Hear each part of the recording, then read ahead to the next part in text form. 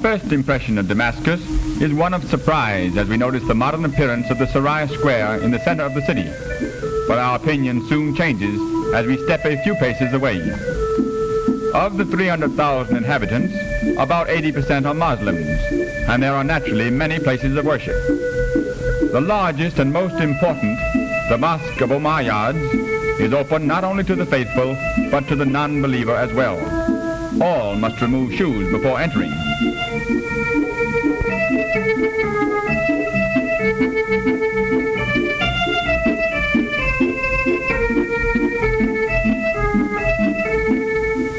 Damascus is a hot and dry city.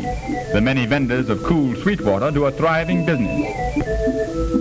They clap the little brass bowls to make their presence known.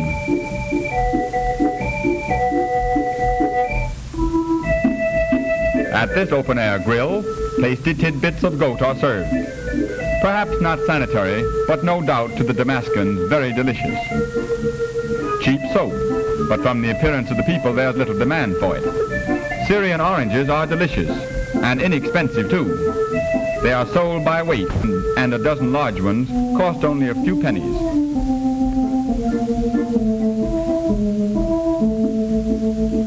Headdresses which remind us of biblical characters.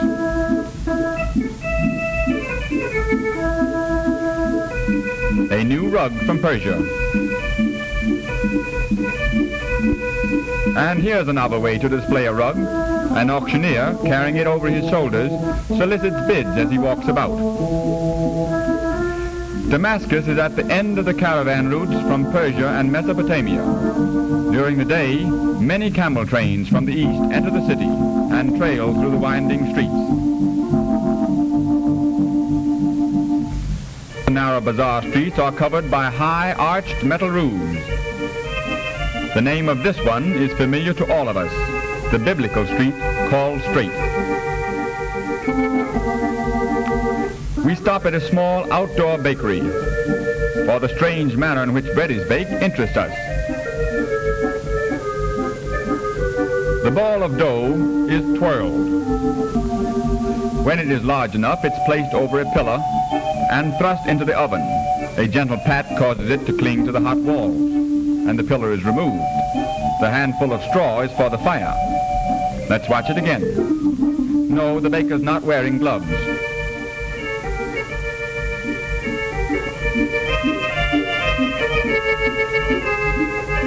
The bread is fresh when bought over the counter, but from a merchant, it's generally after much handling and when many flies have sampled it.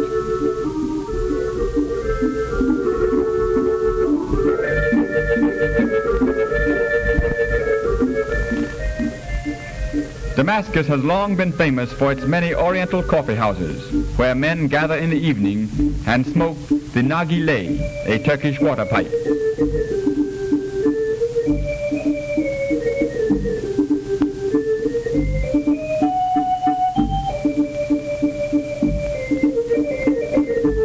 The tobacco is placed in the metal top and kept burning by a small piece of charcoal. The smoke is cooled by being drawn through the water in the bowl.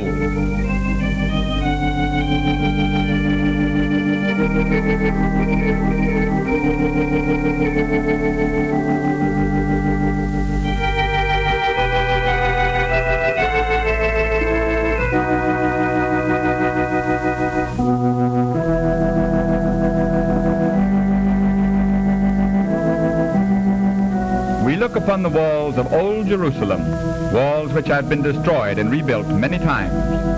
There is a modern Jerusalem with many fine buildings and splendid streets and boulevards. But on this visit, our interests lie within the old city, and here we shall devote all our time. At the Jaffa Gate, an officer directs a strange assortment of traffic. No vehicles are permitted within the walled city, so all trucking must be done on the backs of animals or men.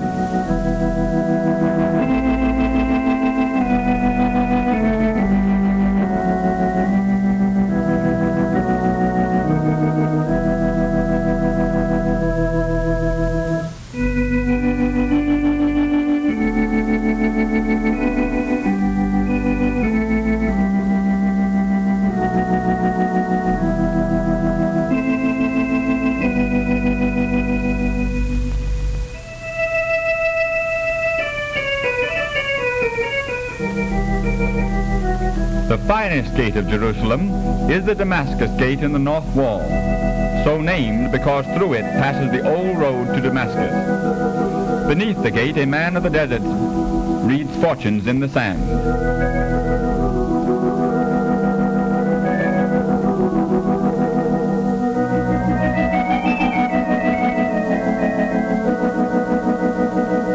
The streets of Jerusalem have changed little with the passing of time, and present today very much the same appearance they did 2,000 years ago.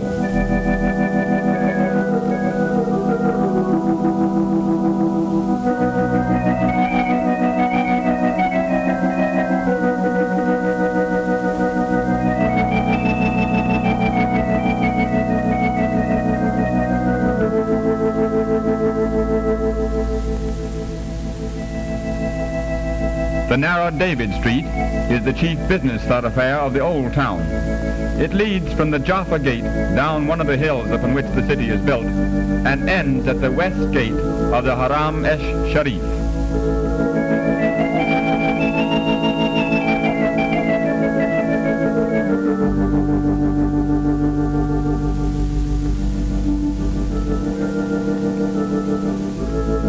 Money changers are still found in the marketplaces.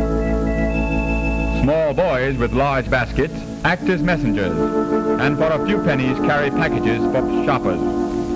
A quarrel over candy.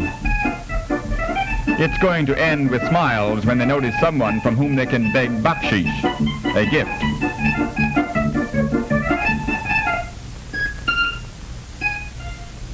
A new use for old automobile tires. Crude but serviceable shoes.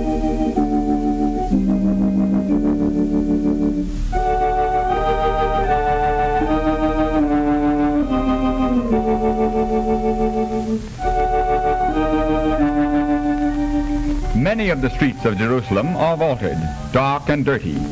The sole light comes from small openings in the top, and only in the middle of the day does any sun penetrate, casting as it does a strange light on the passers-by.